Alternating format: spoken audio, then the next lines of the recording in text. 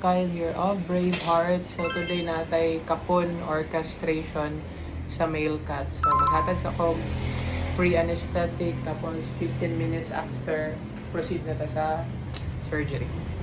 Ito na may rescue cat dali sa Braveheart guys.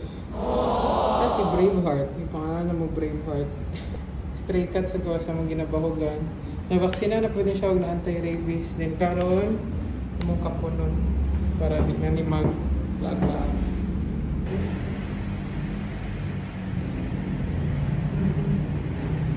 Mag-lag-lag, di na ka mangulag, ha?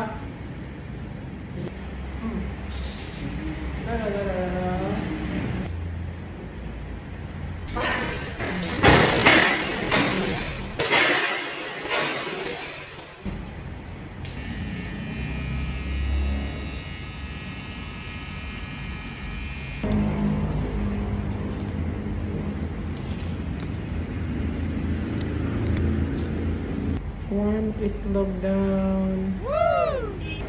Self-tie na akong technique ano guys. Wala na ko yung sutures ginagamit. Perfect!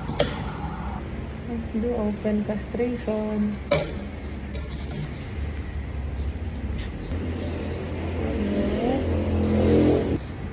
Second egg down. Nice! That's it. And we're done. Wala na itlog si Braveheart. Tapos na ang iyong maliligayang araw, Braveheart.